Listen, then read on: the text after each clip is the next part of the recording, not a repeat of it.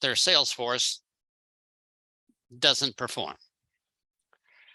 So here's a question, everybody here in the chat. If you have a chance, type in the chat. What do you think are the 2 reasons that maybe our team members don't perform? What would that be? In the UK, of course, you'd say weather, but besides that, let's see.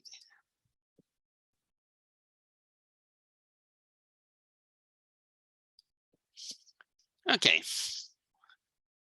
Don't know how, don't believe, lack of self-motivation. This is a great start for us here. Lack of skill. And here are the 2 very quickly. Number 1, they can't do it, which means they don't have the skills. You say, all right, what does that mean? Well, they go out to meet somebody and they don't know what to say after the word hi. That means they probably don't have the skills. And you could ask them things like, well, what are the first 5 words you should say on your icebreaker? And they go, I don't know. That would probably mean they don't have the skill. So if they don't have the skill, they can't do the job. And here's a little preview. Do you think a contest or the ability to win a trip will make any difference if they don't have the skill? And the answer is no, not a chance. So if they don't have the hardcore skills to pull this off, well, they're toast. Here's the second reason, and that is they won't do it, and underline the word won't. Now, what this means is they probably have enough skills to pull this off, but they have some mental blocks. Something in their head that says, no, you can't do it, or maybe it won't work for me. Or is this another one of those things that won't work for me? Or I don't want to get rejected, or. And so they won't do it. So they're going to sit at home and scroll TikTok, maybe look at Facebook and hope to get a cool tip from somebody, like some cat videos. And when it comes time to make a call or to reach out to somebody, they say, well, now's the time to start making dinner. And what happens here is they won't do it. So they may have some mental blockage. Maybe when they were a kid, they went door to door selling something and a big dog bit them, and now they don't ever want to approach anybody about sales again. They have permanent mental trauma. So here's a question on your team, since we're all leaders here on the call here today. What do you think is the main reason that your team members are not performing or not on this call right now? Is it because they can't do it or because they won't do it? What do you think?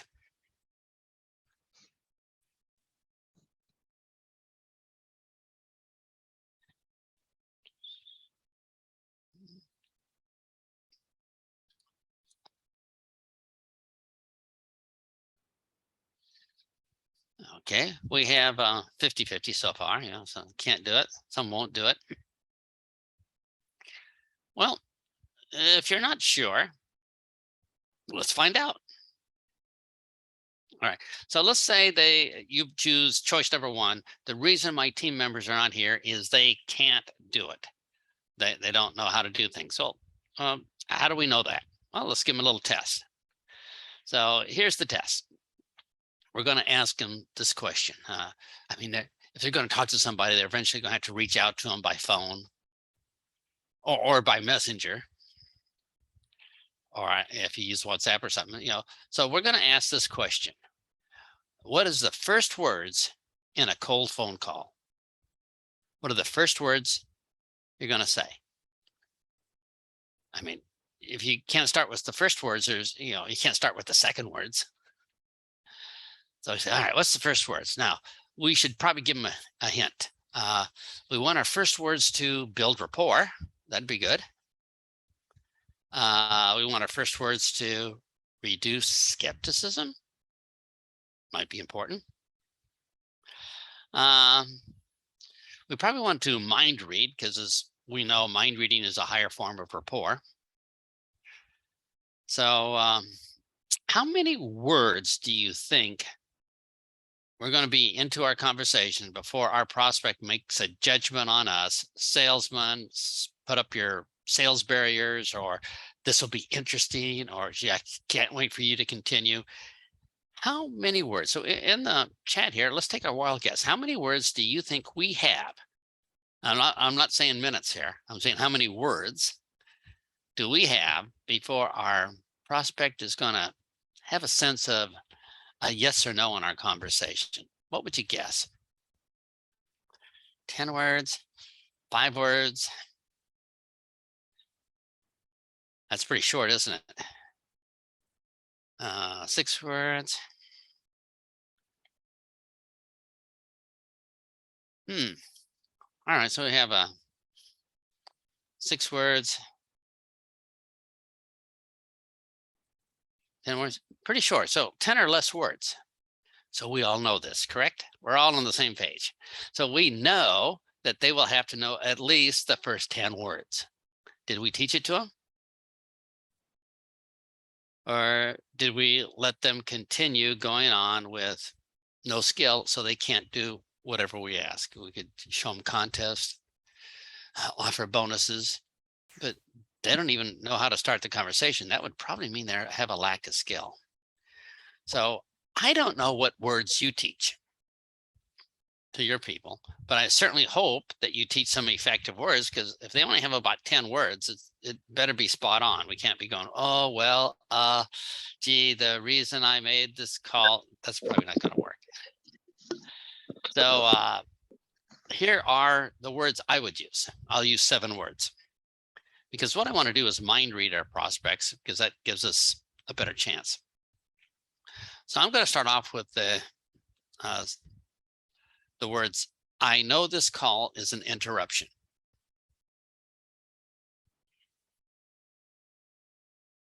I know this call is an interruption. That's 7 words.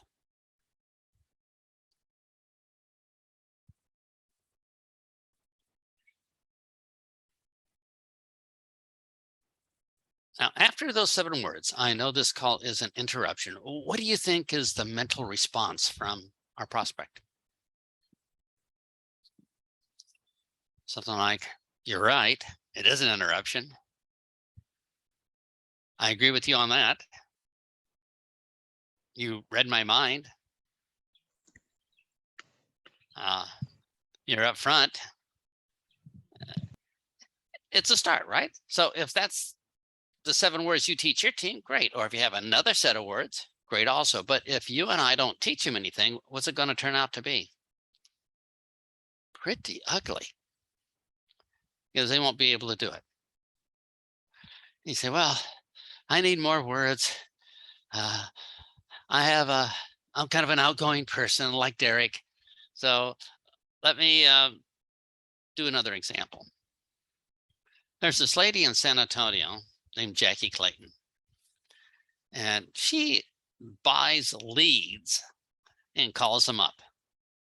She buys a list of names and phone numbers of people that were, allegedly looking for a network marketing opportunity or some opportunity, some home-based business.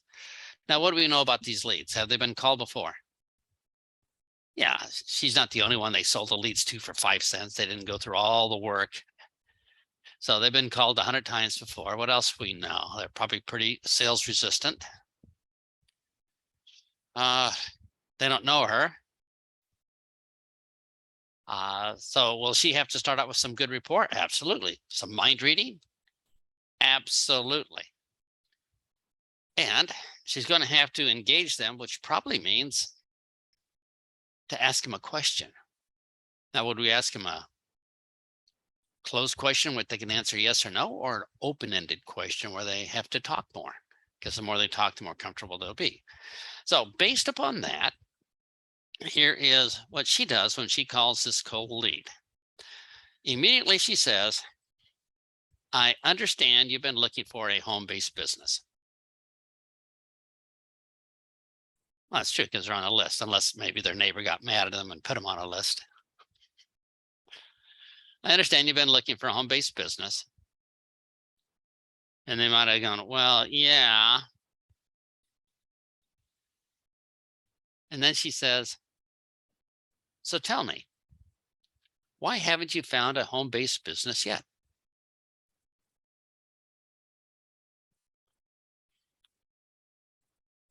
So tell me, why haven't you found a home-based business yet? And now what happens? They have to talk to her and say why they didn't find one. And what they're doing is telling Jackie all their objections, all the things they don't want. So when she explains her business, she can leave those things out or say how her business is different.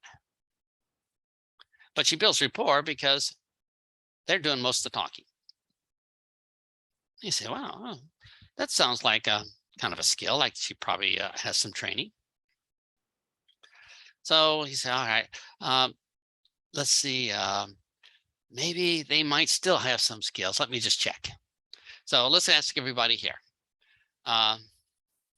What part of the mind makes decisions? Is it the conscious mind, the thinking, logical part of our brain that thinks? Or is it the unconscious mind, the subconscious mind, the part that's emotional, that doesn't think? Which part of our brain makes decisions? The logical thinking part of the brain or the emotional one? So Myrna says, all right, we got our subconscious mind here going.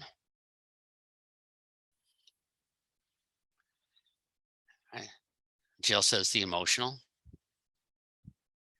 So, all right. So everyone here has some basic skills. We know that all decisions are made in the emotional subconscious part of the mind. This part of the mind doesn't use words, of course. This is a very primal part of our brain before language was discovered. So the question is, if the subconscious mind, the emotional part of the brain, makes decisions, and it doesn't do it on logic and facts, that might explain why it's able to make a decision before it even hears our presentation. Well, yeah. So here's the question for our team members. I said, all right, so you know that the subconscious mind is going to make the decision, the emotional part of the brain. Here's my question. How do we talk to the subconscious decision-making part of the brain? How do we talk to it? And we wait for our team member to make an answer. And we wait, and we wait, and we wait. And we're thinking, wow, our job is to get decisions. They don't know how to talk to the decision-making part of the brain. This is not going to end well. So obviously the answer is the subconscious mind. The only way you can communicate to it is with feelings, because it's the emotional part of the brain. What are some examples of feelings? Happy, that's a feeling. The opposite, of course, would be sad. Is frustrated a feeling? Yeah, that's a feeling they have about their jobs, maybe. Or angry. Things are going up in price. Or anxious. That's a feeling. Oh man, it costs so much now, and the gas rates are going higher. Or insecure. Do you know how insecure somebody feels when 100% of their income is tied up with one job, with one irrational, stupid boss? That's pretty risky, having all your income in one place. So that's pretty insecure. How about tired? People said, yeah, the life is just grind me down. Or lonely. You know why a lot of people join our groups? They think, well, maybe I'll never get rich or even earn a part-time, but I like being around positive people. People that are supportive instead of the people that complain about everything. And I like being part of a group. Or jealous. Is that an emotion, that people are jealous that their brother-in-law drives a nicer car? Can be. How about revenge? Yeah, I'm going to earn twice as much as my old boss. These are all emotions that are said to another person's subconscious mind. And of course, that's how they make decisions. But if our new person doesn't know this, well, it's going to be pretty ugly, isn't it? All right. So let's do one more. Or two more. How about one more here? What is our best word for word close when our prospect says it's too expensive? I think your fees are too expensive. It's too expensive to join, or your monthly fees are too expensive. What are we going to say? Because that will come up. Because if it's more than 1 pence, they're going to say, well, complain about any cost. So let's say they say your commissions or services, whatever you have to offer there, it's just too expensive. What are we going to say? Well, our new person says, well, I'll tell them that it's not. That'll work. That's pretty bad. Or they say, I say, well, it's quality. No, that's not going to work.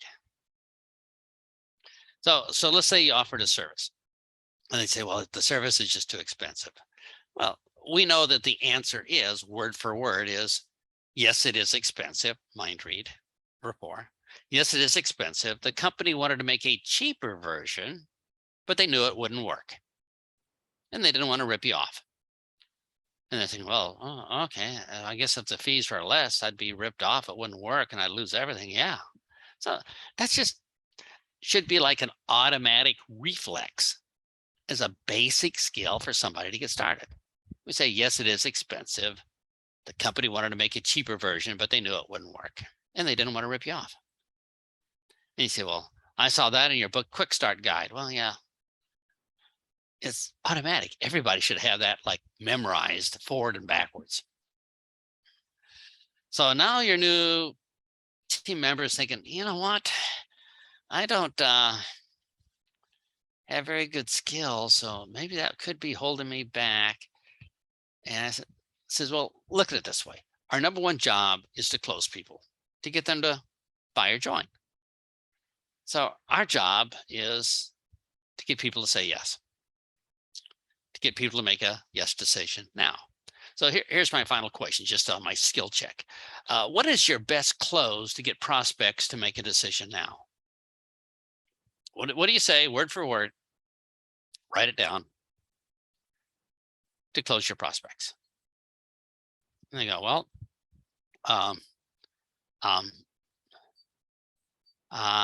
want to join? Oh yeah, that's hot. Or would you please join? Oh man, awesome. Or we just can't go any farther. It just gets pretty sick. They probably don't have one. So we should at least give them at least an option close. So here's one that we could use. Does it make sense to? If you write down those 5 words, does it make sense to?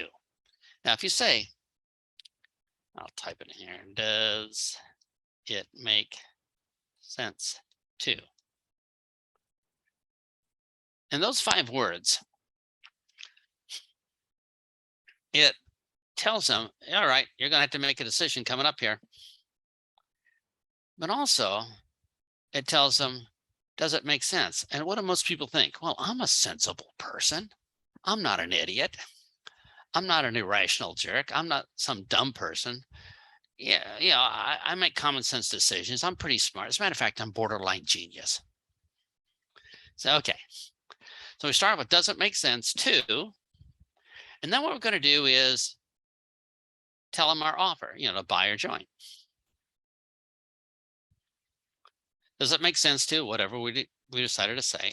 And then we're going to, right after that, say 2 words. Instead of.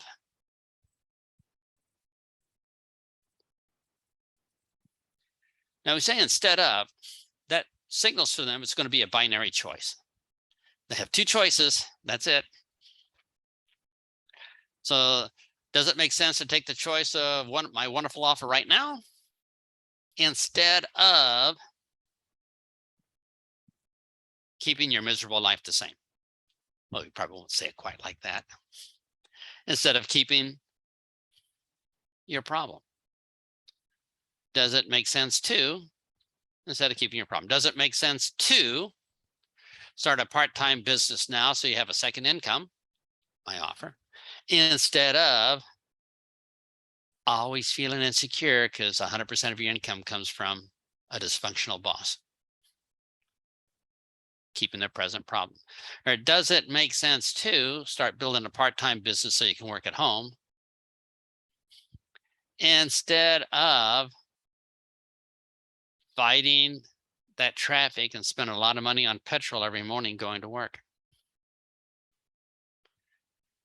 Does it make sense to, instead of? A very basic binary choice. Every brand new person should at least have a close, because why are they even bothering to talk to somebody if they don't have a close? That would be silly.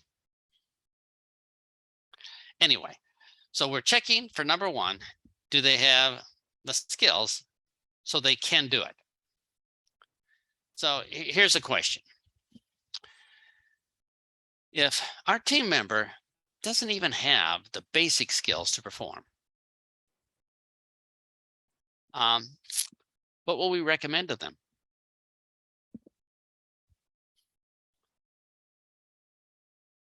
I don't know. We just look at them and feel sorry. That's an option. But if our team member doesn't even have the basic skill to open a conversation or to close or know what's going on, what do we recommend? I think we'd recommend to learn some skills. If you don't know how to fly an airplane, sitting on the sidelines wishing is not going to make it happen. So what are the 4 core skills that they have to learn? Let's start with that. Skill number 1, of course, is rapport. What happens when we talk to people? Skill number 2 is having a decent icebreaker. We've talked about that before. Skill number 3 is closing, getting that yes decision. And of course, skill number 4 would be presentation. We have to do some sort of presentation, whether it be the 1-minute presentation, the 2-minute story, our 21 words presentation, whatever we choose. But motivation won't work if our team members can't do it. So if we're trying to motivate them, just talk to more people, do it for your family, win a prize, win a contest. You want more in your life, don't you? Well, motivation's not going to work if they can't do the job. So when we check with our team and they don't have the basic skills, what are we going to do? So all of us here on this call, I'll break the news. We only have 24 hours a day. And sleeping takes up quite a bit of that. And probably family and jobs and stuff. So we can't sit and handhold people for the most basic skills. We could teach them one-on-one. I don't know if we could teach them over Zoom if they're brand new, because they'll be looking at cat videos and then another window on their computer. But we can, because we're leaders, we're going to stay focused. But for the new people, what we need to do is give them some skills to get started. They got to help themselves some. We can't sit and hold their hand every phone call they make and then tell them what words to say when the other person answers the phone. It's just not going to work. We don't have enough time. So what is your method of giving people some new skills? Now, they spent some money to join the business, I presume. If they spent money to join the business, I don't know, in the chat, what's the minimum amount they spent to join your business? What's the minimum amount?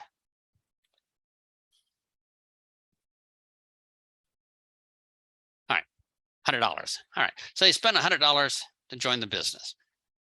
Do you think after spending $100 it'd be worth it to spend $10 to learn what to say, instead of just throwing the $100 away? Or how about $5 or £5? Or how about zero? Do you think they could afford zero? All right. Now, it's not really zero, because it's no cash money, but there's always an investment of time. Is that true? There's always an investment of effort. But people say, I don't have any money, but I have time. Okay, use the time. So what's time? How many people here have downloaded this book called The Happy Network Marketer? It's totally free at the moment. People can read it for free at the moment. It's not going to interfere with their cost of budget. So everybody in your team should have downloaded that book. Now it's up to them to make the time investment to read it or not. We can't do everything for them. We can't read it to them for them. But if they have zero money, and totally impoverished, and maybe stole the $100 to get started, they're still going to need to know what to say. So at least give them that book and say, read the chapter on the 4 core skills, just so you have something, so you have a living chance. And say, okay, so we know what to do as a leader. If they don't have the skills, it's up to us to teach them the skills. Now, they might be serious and join our master classes that Keith and I do, or they may be serious and get a few more books and a couple more audios and go to some courses and stuff. That's up to them. But at least they have to have the basic ability to can do it. Anytime we spend trying to motivate people without the skills is going to be wasted. I do this talk for corporations, for companies. I says, this is why grasshoppers can't drive. The little grasshoppers, the locusts that come around, and you say, you can put them in front of the steering wheel and say, drive. And they say, well, my feet aren't long enough to reach the pedals, and my arms aren't strong enough for the steering wheel. I don't have the skills to do it. And we say, yeah, but we're going to give double the bonus this month. It's not going to work. The grasshopper can't pull this thing off. And they say, well, do it for your family. And the grasshopper said, I'd love to do it for my family, but I just don't have the skills to do it. If we don't do our job of either teaching them the skills or give them access to like this free book at the minimum to get their skills, what are we doing as a leader? And the answer is we're doing a pretty bad job. So we can't ask people to be motivated if they can't do it. All right, so let's do the second one. The second one is they won't do it. So say, if they won't do it, that's kind of a mind game thing, right? Yeah, people have drama in their brains. Actually, they have a lot of drama in their brains. I'm sure you run across where you start saying stuff and they say, well, I can't do that. Well, I want to be rich in your business, but I can't talk to people. Well, why? Well, I only talk to people when I leave the house to go to church, but can't talk to anybody at church. Okay, I got it. And I don't talk to anybody on the way back, right? And I don't want to get on the internet. I don't feel comfortable with that. No, I don't want to talk over the phone, and I don't know anybody. What are you going to do for me? And we're thinking, I think you have some mental problems there. I mean, you've set up all these artificial restrictions on yourself. Nobody else put them on you. And so your mind is holding you back. Regardless if I give you the skills, if your mind's going to hold you back, that's going to be wasted time giving you the skills, isn't it? You go, well, I guess so. I said, if you say the only way I can do it if it's some magical beings from outer space come and do it for me, I got it outsourced to, pink unicorns that went out and prospected for me. Well, all right, you can believe that, but it's probably not going to make your day any better. So we're going to have to change how they think. So this is where the leadership skills really come into play. And we tell them, all right, at least work on your mind.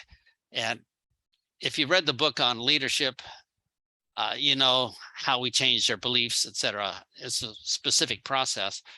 But if they have the skills and won't do it, giving them more skills is not going to solve it. We have to change their beliefs. So here's the question I'm going to give everybody. See if you recognize this pattern.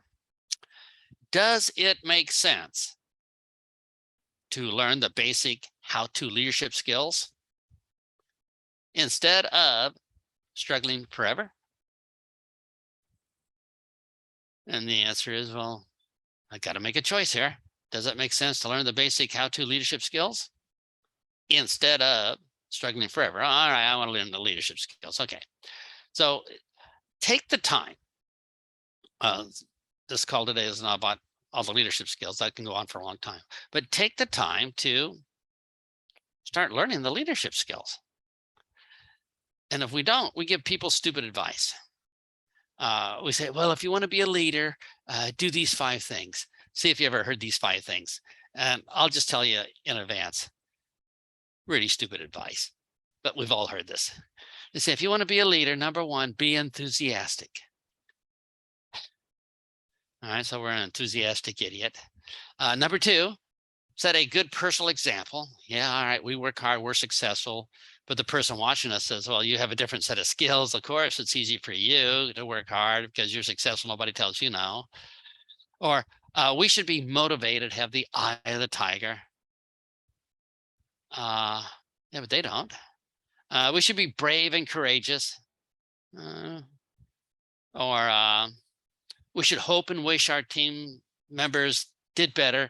These are really terrible leadership skill advice.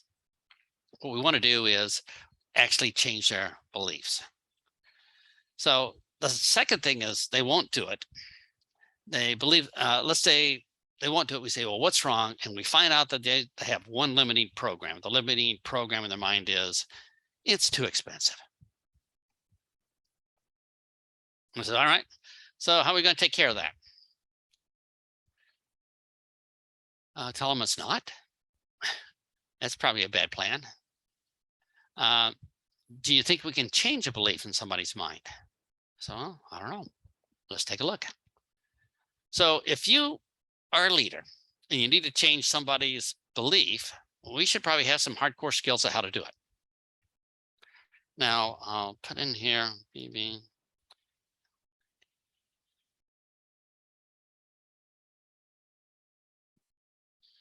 All right, I'm going to put in here a link to the book that I took this from. So if you happen to have this book, you can look it up in full detail how we did this, but I'm going to go through it.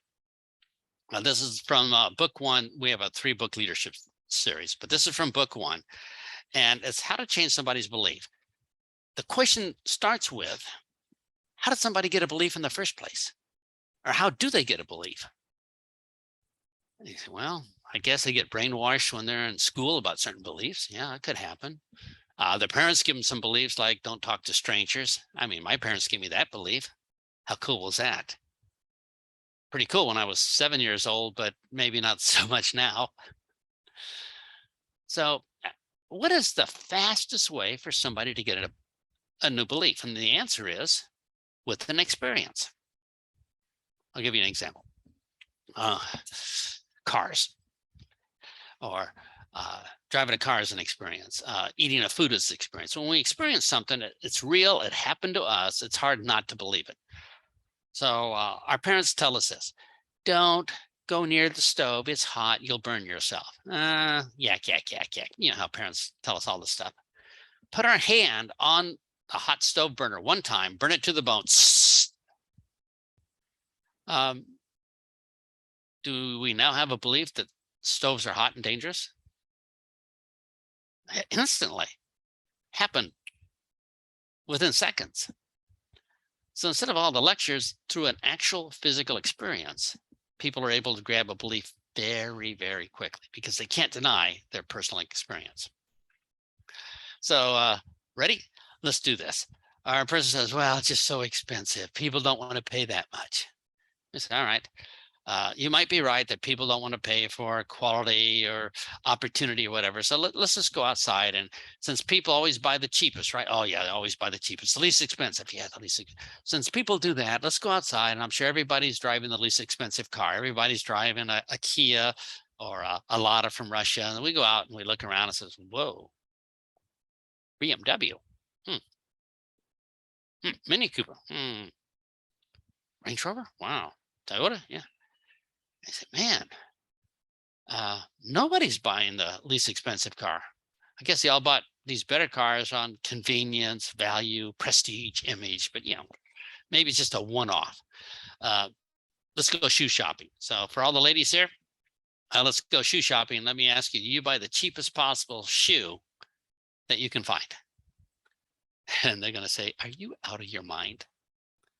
No, we don't buy shoes on price. How they look, how they match certain things. What about purses? You bought the cheapest purse. You bought a little sack with handles on it. for your purse. No, a purse is my statement. And all right. How about pizza? Do you know the cheapest way to eat pizza is to grow some wheat on your front garden, harvest it, grind it up into flour, steal some tomatoes from your neighbor, get some cheese from the government cheese program, and you can make your own pizza. That's probably the cheapest way. Does everybody do that? And the answer is no. You mean people pay more than just the minimum? Yeah. I mean, there's some people that go to the store and buy a pizza that's already put together, frozen. So all they have to do is take it home and put it in the oven. Can you imagine that? They have to pay so much extra. Oh, it gets worse. Some people, you won't believe this, go to like a Domino's or something, and order it and have somebody cook it for them. They pay extra money to have somebody actually cook it for them. Oh, wait, you won't believe this. Some people actually go to a restaurant, have somebody cook it for them and bring it to their table and cut it up for them. So do people buy the cheapest one? I guess not. And what we've done is help them through experience change how they look at things. Value, image, comfort. So if you want to talk to somebody about starting their own business, oh, it's too expensive to start with $100. Say, well, let's just go talk to the Subway franchisee and find out how much they're paying to get started. £1,000,000 or 200,000 pounds or whatever it may be. So $100 looks a lot cheaper. So the belief changing is a specific skill that we can learn. And what I've showed you is a demonstration of one way of changing the beliefs. If you don't have the book that I put the link to there called Leaders, I would say someday when you're at Costa Coffee, download the book from Amazon UK or something. It's probably going to cost you £5.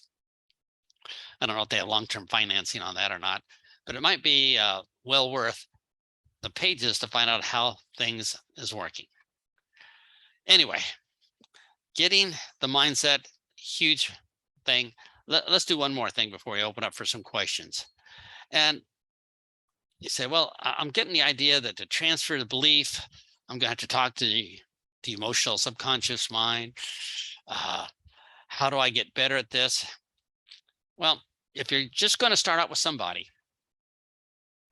the most important thing is something called rapport. When we have rapport with somebody, we have a chance. If we don't have rapport, it's all over. So having rapport where you and the other person agree is kind of like a level 1. If we were able to increase the rapport where we became influential in their eyes, that's level 2 rapport. And this is what new people don't get. They see the leader talk to somebody and somebody says, yeah, I want to join. But when the new person talks to that person, they don't want to join. And what's the difference? The difference is the new person looks at the leader and for some reason they feel influenced. They feel a confidence. And if you want to take it even further, we can go to the next level up, which is actual mind reading. So if we're able to read somebody's mind like we did earlier, we read their mind. I know this causes an interruption. It gives us a real leg up. We're really far ahead in the rapport process. So let me give you just a couple of mind reading phrases that you can use from one of our master classes. If you use these phrases, people will give you the benefit. They will gift you with high level influence, rapport, respect, because you're able to read their minds. So here they are. Here's the first 4 words. You are probably wondering.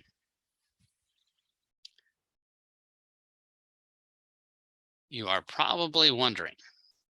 Now, if we say you're probably wondering, what do you think they're thinking? Yeah, I am wondering. You've read my mind. Now, I'll show you how I like to use this. Sometimes I have to speak to a disgruntled organization. All right, the audience is mad and they bring me up to speak. And I go, whoa, I'm going to have to build rapport really quick here. So I come up there and the first thing I have to do is say, I only have a few words to build rapport where they agree with what I'm talking about. And I better do some mind reading to let them know that we're connected, have better rapport. So I'll start off by saying, you're probably thinking, and then I'm going to tell them something they're thinking right now. So see how this sounds. You're probably thinking, how long is this going to last? Or in the clapping, you're probably thinking, am I for or against this resolution? Or you're probably thinking, this is some sort of sales pitch to get me to spend my money. Or you're probably thinking, this is one of these scams that will never work. Or you start off with that, you build rapport. Here's a two-word combination. I understand. People say, well, if you understand, that means you and I think the same. I'm not alone. My survival program kicks in. I feel safer in a group. That's pretty easy. So I understand you're looking for a part-time business. I understand that you find commuting to work difficult also. Here's another mind-reading phrase. So simple, very natural. Just say most people. Most people want more money. Most people want to be their own boss. Most people are willing to do something extra to get ahead. And we say most people, what are they thinking? Am I part of most people or am I part of less people? Well, of course I'm part of most people. I'm a most people type person. And already we're well on our way on rapport. So here's the question. The people we have on our team right now, if they have enough skill, they can pull this off. Or if they don't have any skill, at least they can read the free book because maybe their sponsor doesn't have time. Or maybe we can sit down with them and help them with just a few basic skills so they can talk to people. That's what we do as a leader. And if they have enough skills to pull this off, what else is holding them back? Well, it could be the mindset. And I'll tell you my experience. Somebody that doesn't have skills, I can teach them the skills. Somebody has a bad mindset. Oh, that's really hard. That's the hardest thing in the world, to change somebody's beliefs and mindsets. So that's why if you read the leadership book, you'll learn some of the techniques to do it. But I'm going to warn you in advance. If you had a choice between somebody with no skills and a good mindset, or somebody with a good mindset, or somebody with good skills but no mindset, which one would you like to work with? And I'll tell you, I like to work with people with no skills, but have a good mindset, because it's so much easier to teach them the skills, so much faster.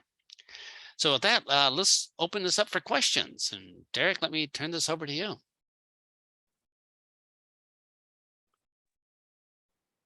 Thank you, Tom. Thank you very much. That was very insightful. And yeah, I get it. I really do. The whole thing is, it all comes back. I do a lot of it naturally now because I've been following you for so many years. I don't even realize I'm doing it. And it's really good to hear. Who wants to kick off then? Anthony, have you got any questions? Questions? Well, I was enjoying all this talk actually, and inspiration. I just like you, Derek. I've been with you and learning these skills. I do them naturally now anyway, and it doesn't feel. I just flow with it, And the more you are relaxed, the more you talk. It just works. It's yeah. Once you talk with confidence, and and whatever you say, they kind of accept. And what I say to them is the same thing. It's breaking the icebreakers are very, very important, because everyone is like uptight about things. I use a lot of icebreakers, and then I just talk freely, and then people listen. And yeah, it's good. And Robert has joined us as well. So I said to him, "Come and join us. This is good." So he's come here to learn some more, I think, and I know he's coming a bit late, but anyway, I'm glad he's here. And yeah, thank you very much, Tom, for bringing us this this wonderful, I would call them golden nuggets. We do some of them, others we just learn, and you have just refreshed us more. So thank you. And I No, hope thanks. Robert knows that Derek made a replay of this, so this will be good. Yeah, no, definitely. I've got the recording.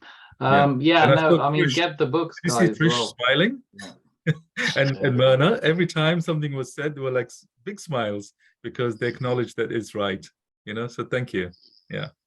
Yeah, and get the books, guys. You'll learn a lot, and you'll be able to put it down, read a chapter, read a verse, whatever, because you need that constant drip feed, if you like, and it needs to be regular. And the only way to get good at it is to learn it a number of times. I find by repetitively learning, you actually get good at something, and you change it into your own words. Yeah, you change it into your words. Those are the basics Tom's given us. You're probably wondering, and then you think about a way of using it. It's really, really important. I understand you're looking to beat inflation, for example, all that sort of thing. Jill, yes, over to you. Question from you, maybe. Yeah, not so much a question, or maybe it'll turn into one.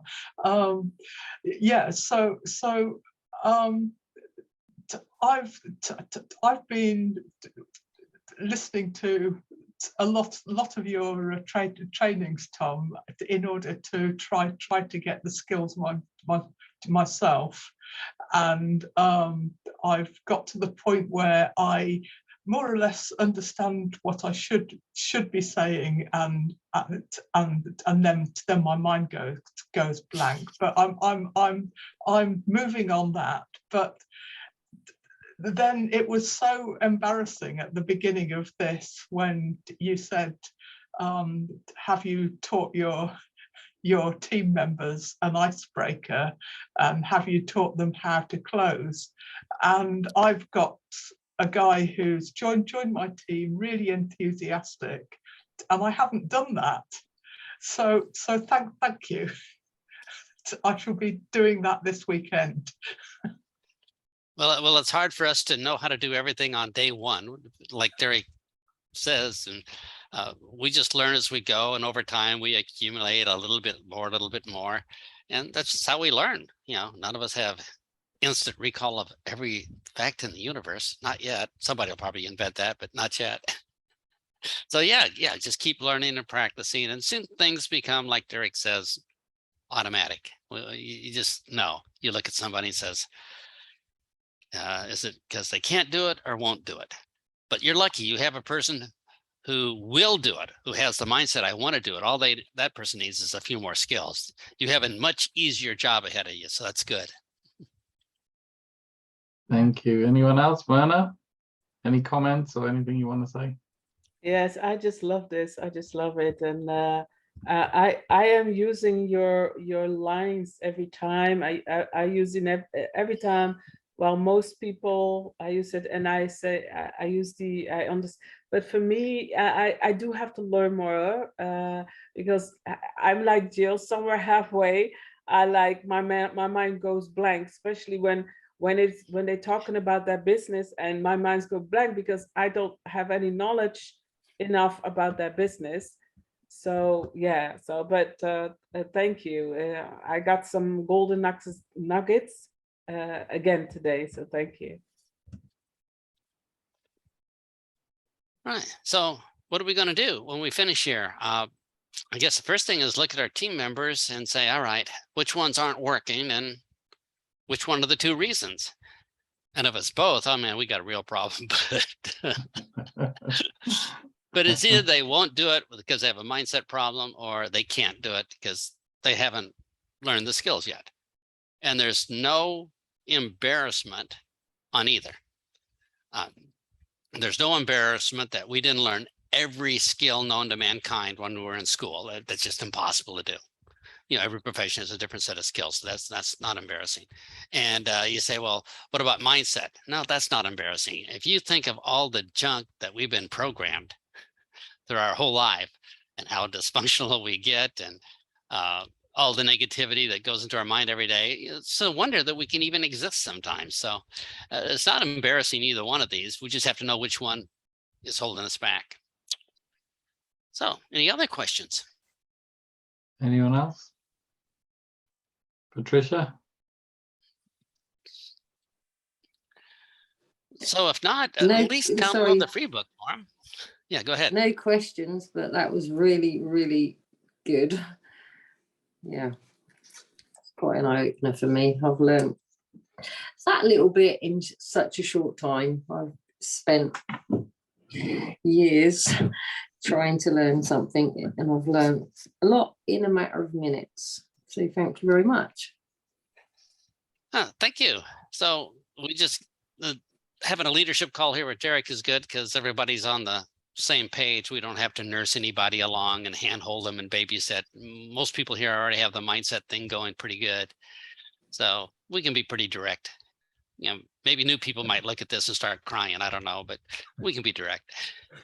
Yeah, the most important thing is actually to start practicing, because if you don't, then you and if you overthink, sometimes when I think too much, I get that's when I lose, or I get sort of I hold myself back because I think what if and what if, and if you just relax and throw in a few basic things, you know, and keep doing it, and then you get better, and then you'll be like, things just flow out. Like Derek says, you know, when you see Derek in action, he's just, you know, words just come out, and anything that's chucked at him, he doesn't react. Like, he'll just come back with something, you know, another golden nugget. You know, he just thinks words just flow out.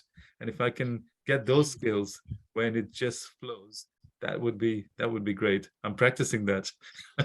I think Derek has enough experience that he's heard every excuse before, so nothing's going to surprise him. Yes. And that's one of the things we want to do is practice it, like you said, Anthony, because how are we going to get experience to know what possible, I don't know, objections people may have? And if you heard the same one 10 times, you don't react to it and you don't feel so bad. You say, well, it's very common. So that's a Derek superpower. Thank All you right. very much, Tom, and we look forward to seeing you at the end of next month. All right. Good luck, everybody. Thank And you. hopefully you can get your team to invest Yeah. 90 minutes to read the book. Mhm. Even if they don't have money, Definitely. at least they can read a book for 90 minutes and over some coffee. So with that, we're pretty cool. All right. Thank you, everybody. I'll let you all Thank go. you. And so you can go out and change the world. Talk to you Thank you later. very much. Thank you. Bye-bye. Thank you. Bye-bye now. Bye. Bye. Bye. Okay, guys. Yeah, just something I wanted to relate to you, You by still the way. have recording. You still are recording. Yeah, that's all right. Something I wanted to relate to you guys that happened yesterday. In fact, Cynthia is the one who's involved. Cynthia brought a person online to me, and she'll tell you a bit about it now. But he was talking to me, and he said, I'm in. And I said, okay. And he said, the reason why I'm in is because of what you said. And I said, what did I say? And he said, I mentioned the fact that you either have time or you have money. Very few people have both. And I said, what I want to have is time and money freedom, and that's what I'm after. And he said that so resonated with him, because sometimes people have a lot of money but very, very little time because of what they're doing to make that money. And sometimes people have a lot of time but no money, and that is always the case. So in majority of people, so when the guy came back to me, he says that that's exactly what I want. I want time and money to be able to do the things I want when I want. Last year when I experienced that, you know, to a large extent, it was just, I tell you, it was another world. When you have time freedom and money freedom, it gives you choices that you never, ever, ever experience, and that is so good. And I tell you what, I'll never ever regret having done what I did last year, even though I wish I'd saved some of the money. But I did spend a lot. And the thing is, I did things that I've never ever and could never have ever thought I would have done. You know, I always relate to one thing particularly, and that's going to the Grand Prix. Okay, it cost me £11,000 for 2 days. I've never spent that on a holiday, let alone 2 days. I've never spent it on a whole year's worth of holidays. So, you know, that is just another world altogether. And when you've got that ability to do something like that, it really opens your mind up, because that's what we've got in our hands, guys. You know, the delayed gratification in Novatech allows us all to be able to be there. And it doesn't take a lot. You know, you're talking about 20, 30,000. And there's other projects I'm looking at that pay even bigger amounts, but you need lots of money to put into them. And so what you need to understand is that everyone will get there, but the speed at which you get there will depend on your efforts. And that's why we're trying to teach people skills with people, because the more people you bring in, the better. You know, previously I made what, 350 a day within 12 weeks of joining. I only introduced 12 people to the previous opportunity, and now I'm actually, you know, with this, I've actually got turned 500, which I borrowed, by the way. I borrowed 500 to join this opportunity in Novatech. I paid back Bethany, okay, because I couldn't afford it, and my trading total is now at 5,000 within 4 weeks. So what stops everyone else here from doing that? It's what's in your mindset. It's what in your skill set. It's all about that, really. And again, going back to it, you know, it's just about conversations, and that's all I'm doing. I don't sort of go and pitch people. I talk to people. I find out what they want. I find out what they need, and then I suggest, you know, like yesterday, I suggested maybe, you know, time and money is what people are looking for. Have you got both? You know, so ask people, have you got time? Have you got money? Have you got both? And most people will say no. And that's if they're in a conventional job or business, okay? Because, for example, we've got Graham who's in our team, and he's invested quite a lot of money, but he's got no time because he's got three cleaning businesses that he's running. Okay, so he's constantly dealing with the troubleshooting where you know, cleaners are not turning up. He's having to deal with the customers because they're complaining about refunds, etc., because the cleaner hasn't turned up. You know, he's got over 300 cleaners working for him. So, you know, when you're having to deal with that much stuff, you're bound to deal with issues around that. So, you know, and I said to him, look, there's different ways of doing things. Now, one of the things I realized yesterday as well is there are different ways of contacting people, and I'm working on different ways so I can help you guys, you know, use those different skill sets and those different ways, etc. You know, so that's the key here. Any of you want to talk about anything to do with Novatech? I know, Mona, you've got an issue with the payment. Now that's something that we can't actually deal with. It's the way it is. So what I do know is that they're looking at the way the process happens now, so that it could be easier, because they're aware that people are paying over the amount they need to pay, and that's getting stuck with coin payments. So there needs to be a solution, and they know that. So one of the things they're doing as well, to do with the upgrades on a weekly basis, I think from next week or the week after, apparently it's going to be automated. So that'll be so good. One of those things that they are listening. I think it just takes time to organize, and I don't know whether they need to find another payment method, but that's up to them really. So Patricia, you wanted to ask a question? Yeah, I embarrassingly didn't make a note of my 4-digit PIN number. Okay. When I joined, and I've emailed them. I haven't heard anything back. So you emailed Novatech, was it? Yeah. From the support. Okay. We'll have to probably talk to Glenn about that, because I'm not sure how you actually get your number, but I think there must be a way to actually get your number. I don't know if you know Jill at all, because I know you work out these things.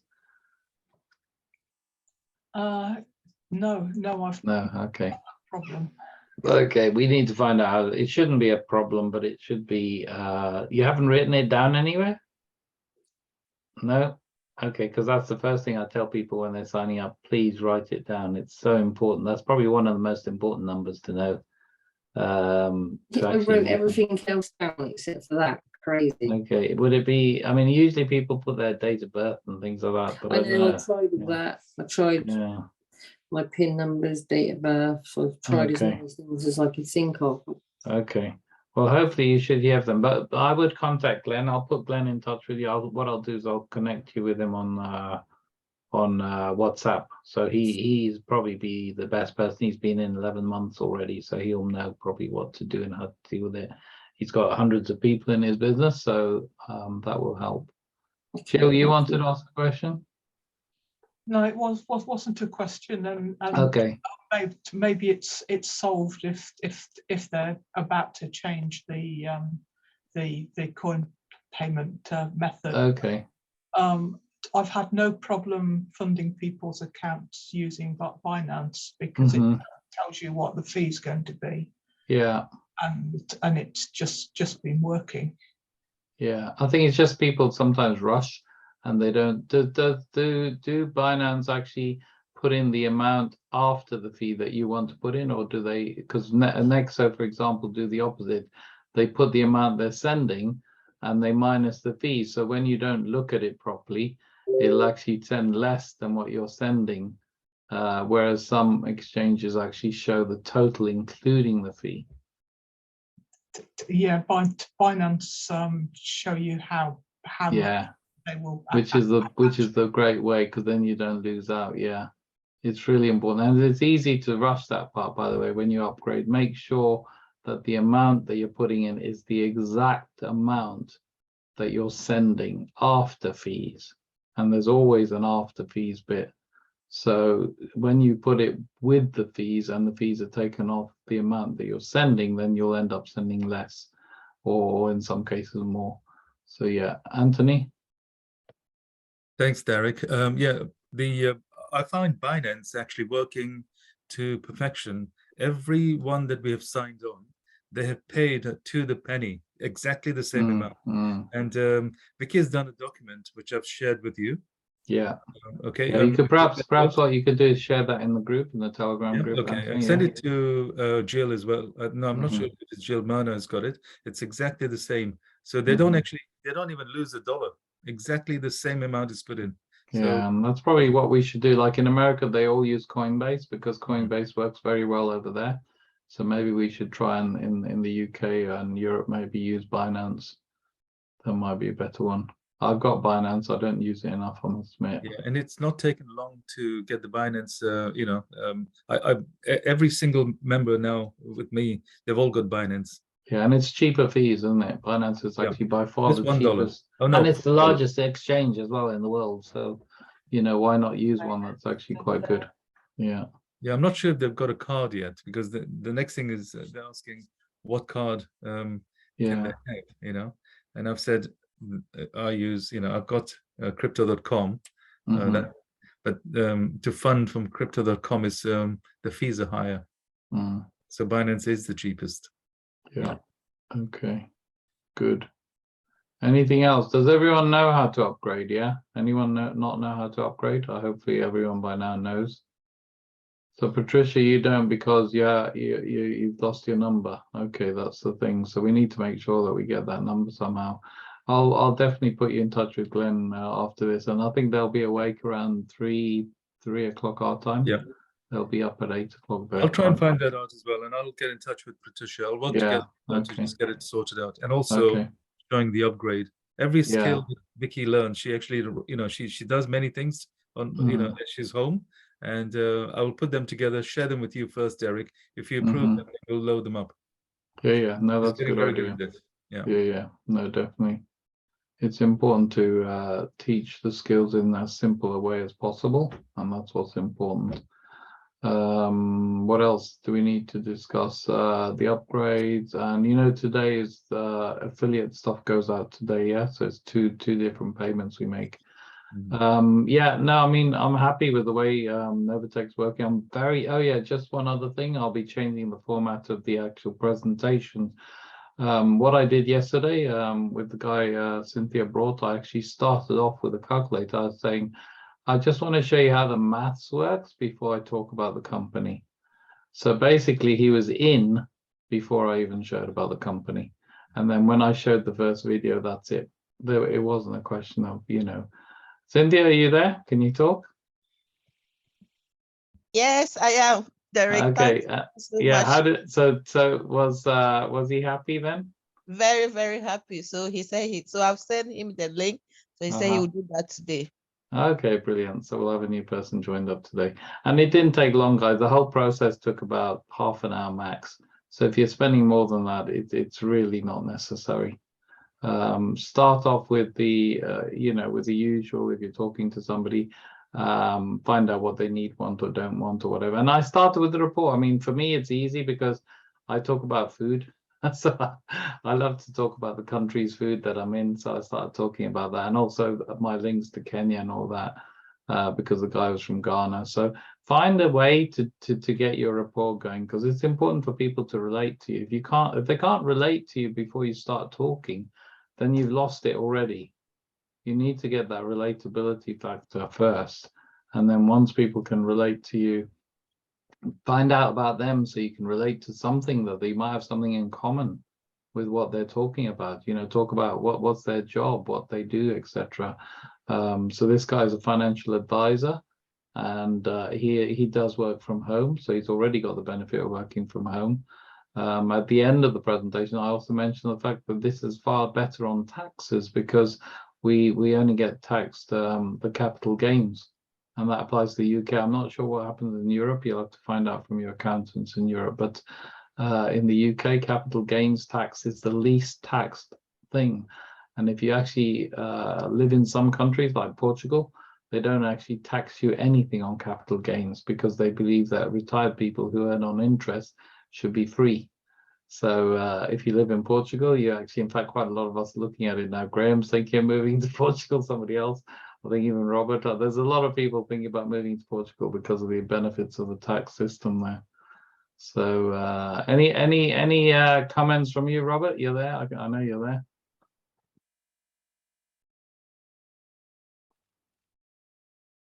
Is he around? Not sure. Okay. Glitzy, how are you? I'm fine, thank you. I'm Good. fine, thank you. Good. And are you starting to share Novatech with people? Yeah. I haven't started sharing yet. Okay. Okay. But So you learned some things today then to help you share, yeah? Definitely. Okay, good. Cool. Okay, thank you. And Anthony, you wanted to ask something or say something? Oh, my hand was still up. Yeah, what I wanted to say was there are two ways of doing this, Novatech. Okay, one is I think we'd worked it out, like if you put in 400 plus, you don't have to worry about the the monthly fees. But if you're on 100 or 99, okay, the only way to kind of move forward is if you can share and get people in, because the bonuses is what will keep you going. And so with Vicky, she's only started with 100, but she's been the members that have joined are helping to pay. She gets rewards every the bonuses on Saturday, so that basically pays the fees, and hopefully if one more person upgrades their account to 2,500, she's going to do really well. It's the fast track that works. If you can work the fast track within 45 days, you could do really well. Yeah, well, you get 600, don't you? 3 people at 500. Right. Yeah. And then you got the 3 people at 2,500. By the way, on that 100, right?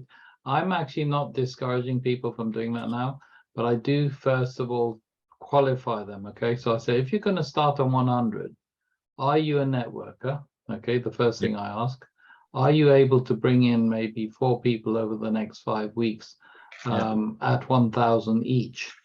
If you're not, you're going to end up in minus, you're going to end up in deficit. Okay, so the important thing is that they understand that 25 will come out and they'll end up under $100 after the 5th week. So the important bit then is to say, okay, what we need to do is we need to introduce people who are going to actually bring people. So that's why I say to them, I'd prefer it if you actually were able to save the money. And I say to them, how long would it take for you to save up to actually put that money in? Because sometimes that's the better way, because when people go into deficit, they're actually under $100 after 5 weeks. And then it goes down again the week, the month after, and they haven't got anyone in. It's a bit discouraging. So we need to make sure people understand that they either need to top up on a weekly basis so they get to 300 or 400, or they need to bring people in, and one or the other will do it. Okay, so that's the important bit. So we need to make sure when people come in at that level that that's what happens, so they understand it fully. Because sometimes people can get quite upset, you know, if they're losing money, and that shouldn't be the case. And that's why we talk about, is it 350? I think somebody worked out is the actual amount that you make you're covering your costs, I think. So it's important. Okay, I think that's it, isn't it? Anyone else? Any questions or anything on to comments or anything? Claude, just listening. Okay, well let's cut it then. Let me just stop the recording.